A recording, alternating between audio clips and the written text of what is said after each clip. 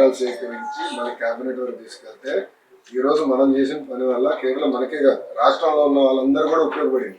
ఇప్పుడు ఈ రోజు ఇచ్చిన పట్ట ప్రభుత్వ విలువ 9 లక్షల రూపాయలు.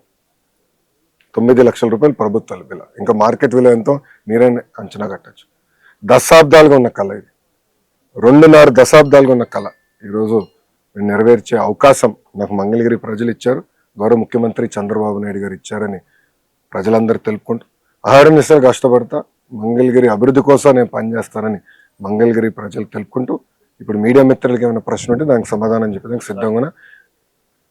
మంగళగిరిలో లోకేష్ గెలిస్తే ఇళ్ల పట్టాలు ఎవరు ఈ ఇళ్ళని తీసేస్తారు, అసలు లోకేష్ ని కలవడం కూడా మీకు కుదరదని గత పాలకులు మీ మీద ప్రచారం చేశారు. దానికి భిన్నంగా ఈ రోజు మీరు చూస్తే మంగళగిరిలో పరిపాలన జరుగుతుంది.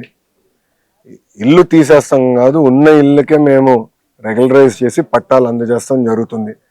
ఆనాడు ప్రజలందరూ కూడా చెప్పింది ఏంటంటే కొన్ని తొందరగా చేయొచ్చు, అంటే సంవత్సరం లోపల ఒక ఫేజ్ అవుతుంది, దాని తర్వాత సంవత్సరం నుంచి 2 సంవత్సరాలు పట్టేది ఒక సెట్ ఉంటుంది, 2 సంవత్సరాల కన్నా ఎక్కువ పట్టేది ఒక సెట్ ఉంటుంది. ఎస్పెషల్లీ అటవీ శాఖ భూములు కొంచెం టెక్నికల్గా జాగ్రత్తగా చేయాల్సిన అవసరం ఉంది. అది టైం పడుతుందని నేను చెప్పా. ఆ ప్రాంతం నొలకపేట ఆ ప్రాంతం అంతా కూడా పైకి వెళ్ళి కొండలని ఎక్కినప్పుడు కూడా నేను చెప్పా వాళ్ళకి, నేను హామీ ఇచ్చా. ఇక్కడ కొంతమంది మీడియా మిత్రులు కూడా ఆ రోజు నాతో వచ్చారు, ఆ రోజే చెప్పా టైం పడుతుంది. సో అట్లా 3 విడతల కింద చేస్తున్నాయి ఈ కార్యక్రమాలు. సో మొదటిది ఇప్పుడు ఇచ్చేది సుమారుగా 3,000 పట్టాలు, అంటే 150 గజాల కన్నా తక్కువ ఉన్న స్థలాలు 3,000 పట్టాలు మేము వచ్చే 6 రోజుల్లో ఇవ్వబోతున్నాం. 2వ విడత వచ్చేగల ఎండోమెంట్ రైల్వే ఉంటుంది. 3వ విడతలో మిగిలినవన్నీ కొండపోరమ్మకు ఈ మిగిలినవన్నీ వస్తాయి, అటవీ భూమి అవన్నీ దాంట్లోకి వస్తాయి.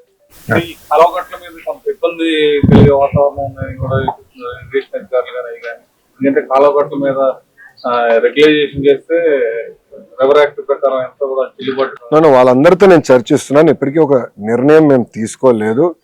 ఆమోద్యమైన పరిష్కారం ఎత్తే బాధ్యత ఎన్డీఏ ప్రభుత్వం తీసుకుంటుంది, అంటే ఎలాంటి సందేహం లేదు. మీరు చూస్తే టిట్కో మోడల్ అనేది one of the best model, పర్ఫెక్ట్గా చేస్తే G+3. నేను కూడా అది చూస్తున్నా. కేవలం ఒకే దిక్కర అందరిని తీసుకొస్తాం కూడా కాకుండా మొత్తం నియోజకవర్గంలో ఎక్కడెక్కడ భూముల్లో ఎక్కడ పొజిషన్ చేయాలని దానిపైన చాలా హోంవర్క్ చేస్తున్నాం. Master planning, design, traffic movement, ఉద్యోగాలు, ఉపాధులు ఎక్కడ వస్తాయి, మళ్ళీ ఇక్కడ నుంచి అక్కడికి వెళ్ళాలంటే ఎంత సమయం పడుతుంది, మొత్తం డిజైనింగ్ చేస్తున్నా. సో అందరితో చర్చించిన తర్వాత ఆమోద్యమైన పరిష్కారం ఎత్తుకుతామని తెలుపుతున్నాం. మంగళగిరి తాడేపల్లి కార్పొరేషన్ లోనే ఇప్పటికీ సిఆర్డి విలేజెస్ ఉన్నాయి, ఇప్పటికి సెపరేట్ కాలేదు. అవునండి, అవును, రాజధాని గ్రామాలుగా.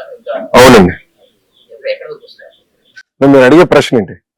ఈ మంగళగిరి తాడేపల్లి పరిధిలో మున్సిపాలిటీ పరిధిలో గ్రామాలు సిఆర్డి రాజధాని గ్రామాలుగా ఉన్నాయి. అవునండి, మున్సిపాలిటీ సెపరేట్ చేసి తీసుకుంటాం. ఎంటీఎంసీలో ఉంది, కార్పొరేషన్ లో ఉన్నాయి. సో ఒక్క పూర్తి చేయండి. ఆ గ్రామంలో జరిగే అభివృద్ధి కార్యక్రమాలంతా అమరావతి డెవలప్మెంట్ కింద పూర్తి చేస్తారు. భూగర్భ డ్రైనేజ్ కానీ, తాగునీరు కానీ, అండర్ గ్రౌండ్ విద్యుత్ కానీ అదంతా అమరావతి మాస్టర్ ప్లాన్ కింద జరుగుతుంది. అది ఒక భాగం. మంగళగిరికి వచ్చేగల అంటే ఆ గ్రామాలు మినహా ఎంటీఎంసీలో ఉన్న మిగతా గ్రామాలు కానివ్వండి, పట్టణాలు 2 తాడేపల్లి, మంగళగిరి పట్టణానికి వచ్చేగల అది సిఆర్డి కింద పరిగణనలు తీసుకుని ఆ పనులు మేము పూర్తి చేస్తాం. దుగ్గిరాలకు వచ్చేగల అది రూరల్. సో డ్రింకింగ్ వాటర్ మన పవన్ అన్న నాయకత్వంలో అక్కడ మన తాగునీరు RWS కింద చేస్తాం. రోడ్లు ఉపాధి హామీ, పంచాయత్ రాజ్ RNB కింద చేస్తాం. అంటే ఇప్పుడు మంగళగిరి తెనాలి రోడ్ ఉంది, that will be done under RNB PPP model కింద అది చేస్తున్నాం. సో అట్లా వేరియస్ మోడల్స్ చూసుకుని నేను చేస్తున్నాం. కానీ ప్రజలకు ఎలాంటి ఇబ్బంది లేకుండా చూసుకునే బాధ్యత. అది మోర్ టెక్నికల్ ఇన్ నేచర్. ప్రజలకు కావాల్సిన ఏంటి, నాకు రోడ్ ఉందా లేదా, నాకు నీరు వస్తుందా లేదా, నాకు భూగర్భ డ్రైనేజ్ ఉందా లేదా, అది ప్రజలు కోరుకునేది. ఈ టెక్నికల్ అంతా నా తలకే నొప్పి, అది నేను పరిష్కరించుకుంటాను. అది మీరు కంగారు పడండి. 19లో పోటీ చేసినప్పుడు రకరకాల ప్రశ్నలతో స్థానిక నేతలు ప్రశ్నించారు. ఎవరిదండి? నాకు సారీ. 19లో మీ మీద పోటీ చేసిన వ్యక్తులు రోజుకో ప్రశ్నతో వీడియో విడుదల చేశారు. 19 నుంచి 24 అయిపోయింది. 24 నుంచి వారు ఎక్కడ ఆచూకీ లేదు ఈ నియోజకవర్గం. వాళ్ళ గురించి మాట్లాడాల్సిన అవసరం ఉందా? ఇప్పుడు నా మెజారిటీ నా పైన పోటీ చేసిన ప్రత్యర్థి కన్నా ఆమె పడిన ఓట్ల కన్నా నా మెజారిటీ ఎక్కువ. సుమారుగా 19,000 ఓట్లు నాకు ఎక్కువ పడింది. కరెక్ట్. సో నా పైన బాధ్యత పెరిగింది. నేను ఈరోజు వచ్చింది వాళ్ళు చేయలేదు కనుక వాళ్ళకి ఓటు వేయలేదని కాదు, నాకు ఓటు వేశారు, నాకు బాధ్యత పెరిగింది, పని చేసినాక నేను వచ్చాను.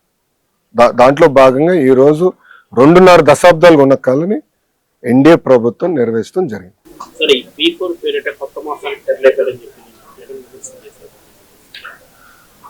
ఇప్పుడు నేను పదే పదే పాదయాత్రలు కూడా చెప్పా, విజనరీకి ప్రిజనరీకి చాలా తేడా ఉంటుంది రాబోయ్.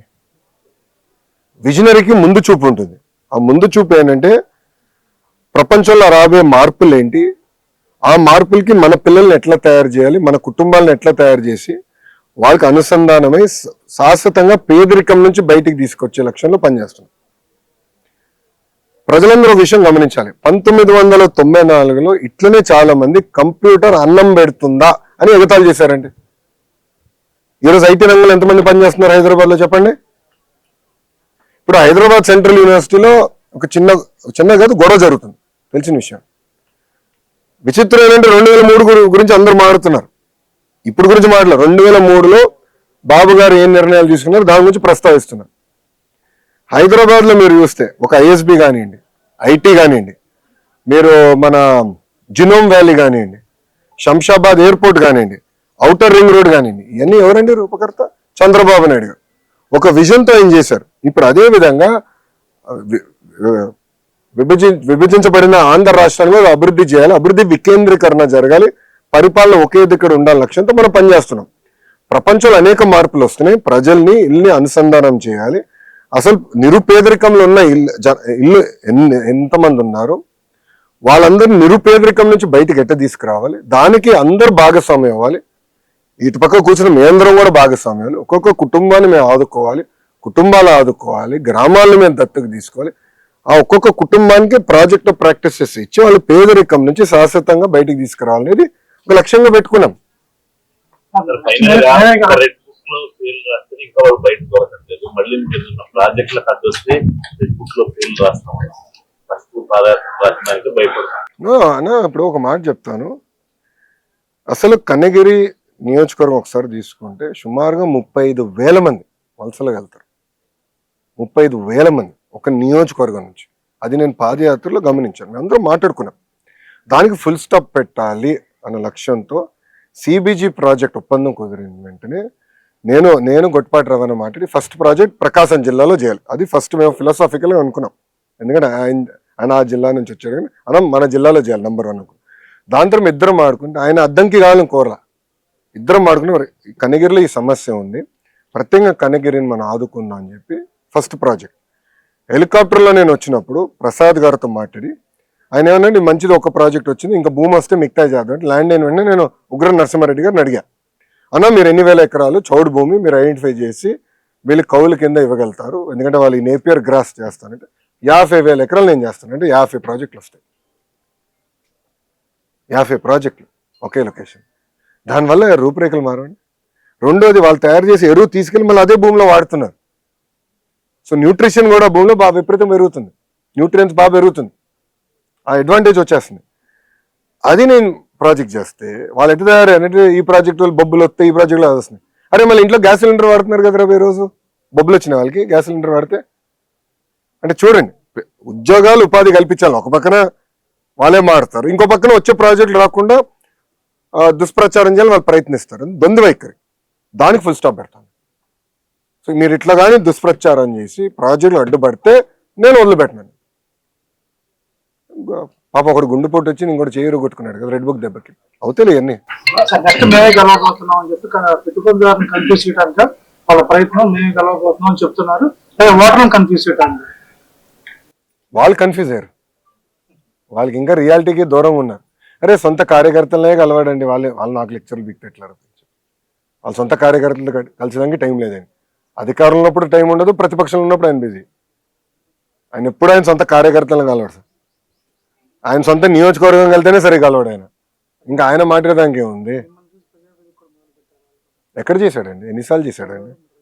మళ్ళా అది మొదలు పెట్టారని మీరు ఎట్లా ఇస్తారు బ్లాంకెట్ స్టేట్మెంట్? ఎన్ని రోజులు చేశాడు? ఓపిక ఎక్కడుంది ఆయన కూర్చొని అందరూ కనుక్కొని సమస్యలు పరిష్కరించడానికి? నిజంగానే అంత ఓపిక ఉంటే ఎందుకు ఇక్కడ మంగళగిరి నియోజకవర్గంలో ఆయన సమస్య పరిష్కరించాల? 5 సంవత్సరాలు ముఖ్యమంత్రిగా ఉన్నారు కదా, ఎందుకు చేయలేదు ఆయన? ఆయన ఇంటి కోసం పేదలు తీశాడు.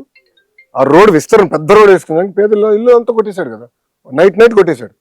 మళ్ళా అలాంటి ప్రభుత్వం మాది కాదు, ప్రజాప్రభుత్వం, పేదలకు అండగా నిలబడే ప్రభుత్వం ఎన్డీ ప్రభుత్వం. సార్ ఈ ఫాస్టర్ ప్రవీణ్ మరణానికి సంబంధించి కుటుంబ సభ్యులు ప్రభుత్వ విచారణ గారి మీద నమ్మకం వ్యక్తం చేస్తున్నా కొందరు రాజకీయ ముసుగులో దీన్ని ఒక వివాదం చేద్దామని చూస్తారు. దీన్ని ఎలా కంట్రోల్ చేస్తారు? నేను గతంలో కూడా చెప్పాను, మాతో ధీటుగా పోటీ పడలేక కుల మత ప్రాంత విభేదాలు రెచ్చగొట్టి రాజకీయ లబ్ధి పొందాలనేది వైకాపా లక్ష్యం. దాంట్లో మీకు ఎలాంటి సందేహం అవసరం లేదు. ఫస్ట్ ప్రవీణ్దే కాదు, ముందు ముందు కూడా ఇలాంటి అనేక డ్రామాలు వాళ్ళు చేస్తారు. ప్రజలందరూ అప్రమత్తంగా ఉండాలి. అనేక డ్రామాలు చేస్తారు. ఇప్పుడు ప్రభుత్వం ప్రతి ఇష్యూని సీరియస్గా తీసుకుంటుంది, దర్యాప్తు చేస్తుంది. ఒకవేళ ఎవరైనా తప్పు చేస్తే వాళ్ళు వదిలిపెట్టే ప్రసక్తి ఉండదు ఈ ప్రభుత్వంలో. ఎవరినో టీడీపీ వాళ్ళు అవ్వచ్చు, వైకాపా వాళ్ళు అవ్వచ్చు, జనసేన వాళ్ళు అవ్వచ్చు, బీజేపీ వాళ్ళు అవ్వచ్చు, ఎవరినో అవ్వచ్చు. ఎవరిని వదిలిపెట్టదు. తప్పు చేస్తే మటుకు ఎవరిని వదిలిపెట్టదు ఈ ప్రభుత్వం. అది చాలా క్లారిటీగా లా అండ్ ఆర్డర్ విషయంలో గౌరవ ముఖ్యమంత్రి గారు చాలా క్లియర్గా ఉంది. రెడ్ బుక్ కోసమే పోలీస్ వ్యవస్థ పనిచేస్తుందని చెప్పి వాళ్ళు పదే పదే అవునండి. ఎందుకు పని చేయకూడదండి? ఎందుకు పని చేయదండి? రెడ్ బుక్లో ఏముంది? ఎవరైతే చట్టాన్ని ఉల్లంఘించి ప్రజల్ని కార్యకర్తలను ఇబ్బంది పెట్టారో వాళ్ళని వదిలిపెట్టను అన్నాను. అంటే వాళ్ళు చట్టాలు ఉల్లంఘించినట్టే కదా. చట్టాలు ఉల్లంఘించిన వాళ్ళపైన యాక్షన్ తీసుకున్నాం. అదే రెడ్ బుక్. యాక్షన్ తీసుకుంటాం, దాంట్లో ఎలాంటి డౌట్ లేదు. ఇది రాజారెడ్డి రాజ్యాంగం కాదండి. గేట్లకి తాళాలు కడతాం, ఏం తప్పు చేయనోడి పైన దొంగ కేసులు పెడతాం. అలా ఎప్పుడు చేయలేదు. ఈరోజు జగన్మోహన్ రెడ్డి గారు ఫ్రీగా తిరగట్లేదు. Z+ సెక్యూరిటీ ఉందండి. అరే పవన్ అన్న కన్నా ఎక్కువ సెక్యూరిటీ ఉంది ఆయనకి. భలే ఉన్నారు. పవన్ అన్న కన్నా ఎక్కువ సెక్యూరిటీ ఆయనకు ఉంది. పవన్ అన్న classification Z category, Jaganmohan Reddy గారికి Z+. ప్రభుత్వమే బుల్లెట్ ప్రూఫ్ వాహనం ఇచ్చి, ఆయన ఆంధ్ర రాష్ట్రంలో ఎక్కడ తిరిగినా ప్రభుత్వమే బుల్లెట్ ప్రూఫ్ వాహనం ఇచ్చి అని తెలుస్తుంది. ఏనాడు ఆయన గేటుకి నేను తాడు కట్టలేదే, ఏనాడు ఆయన చేయాల్సిన కార్యక్రమం అడ్డుపడలేదే, పర్మిషన్ ఇవ్వకుండా మేము పోలేదే. ప్రభుత్వం చాలా క్లియర్. ప్రజాస్వామ్యంలో ఆయన చెప్పాల్సినంటే చెప్పుకోనివ్వండి, దాన్ని ఎట్లా తిప్పుకొట్టాలో మాకు తెలుసు. రాష్ట్ర అయితే మీరు అధికారంలోకి వచ్చిన మొదటిసారి రైతులకు పంటలు వస్తుంది సార్. అది రేట్లు బాగా ఇబ్బంది అన్న. ఇప్పుడు మీరు చూస్తే వరి తీసుకుంటే, వరి విషయంకి వస్తే, ఒక్క నిమిషం కూర్చోండి. వరి విషయం తీసుకుంటే గత ప్రభుత్వం పెట్టిన బకాయిలన్నీ చెల్లించాము. మన ప్రభుత్వం కొనుగోలు చేసినంత డబ్బులు ఇచ్చేస్తాం జరిగింది. ఇప్పుడు మిరప ఉంది. కొన్ని వేరియంట్స్కి తక్కువ వస్తున్నాయి, కొన్ని వేరియంట్స్కి ఎక్కువ వస్తున్నాయి. అది కేంద్ర ప్రభుత్వం ఇంటర్వెన్షన్తో 11,500 కింద చేశాను. పసుపు నేను మానిటర్ చేస్తున్నాను. నేను పర్సనల్గా పసుపుని నేను మానిటర్ చేస్తున్నాను. ఈ 2-3 రోజులు ఆర్టికల్స్ కూడా నేను చూశాను. అది నేను మొత్తం మానిటర్ చేస్తున్నామా. దానికి ఒక కమిటీ వేశారు. అంటే మనోహర్ గారు, అచ్చెన్నాయుడు అన్న, వీళ్ళందరూ కూర్చుని వాళ్ళు కోఆర్డినేట్ చేస్తున్నారు. ఇది ప్రతి కేబినెట్ మీటింగ్లో కూడా మేము డిస్కస్ చేస్తున్నాం. రైతులు నష్టపోకుండా చూసుకునే బాధ్యత ఎన్డీఏ ప్రభుత్వం తీసుకుంటాం. చేతికి పంట వచ్చి రెడీగా ఉంది సార్. అంటే లాస్ట్ గవర్నమెంట్ లో 11,000 మినిమం, ఇప్పుడు 7,000 పడుతుంది. అమ్మా ఇప్పుడు ఏమైందంటే అది మార్కెట్ ఫ్యాక్టర్, ప్రభుత్వాలు కాదు, అది మార్కెట్. అంటే పంట ఎక్కువ వచ్చిన తర్వాత ఏమైందంటే దానివల్ల ధరలు పడిపోతున్నాయి.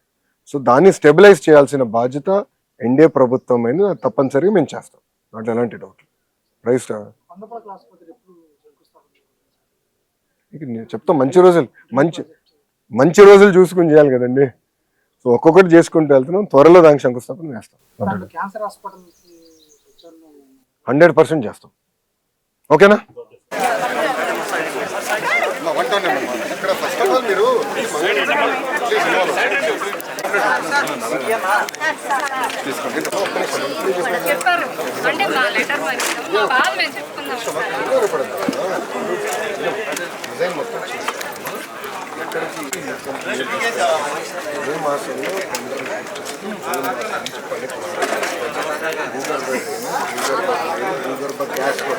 గ్యాస్ కూడా భూగర్భ బండ్లు పోయాల్సిన అవసరం, గ్యాస్ కూడా భూగర్భ పూర్తి చేయని సార్. ఈ కరెంట్ తీగలు కూడా ఇంకా కంపడం. మీరు భూగర్భ కరెంట్ కూడా ఇచ్చారు. అమ్మ నాకు ఇచ్చారమ్మా. నేను మాట వచ్చాడు ఏమనుకుంటున్నా క్యాబినెట్ మీటింగ్ తాత ఆగండి. తాత నాకు ఇచ్చారు కదా ఫోటోలు, మళ్ళీ రేపు దిగుదాం. ప్లీజ్ ఉంటానమ్మా. వచ్చాం కదమ్మా. అమ్మా కలిసాం కదమ్మా. ఏప్రిల్ మాసంలో రాస్తానని చెప్పాను. ఆల్రెడీ చెప్పాను తల్లి. చేస్తానని చెప్పాను. నేను చూస్తాను. జడ్జి ఇచ్చాను, నేను చేస్తాను.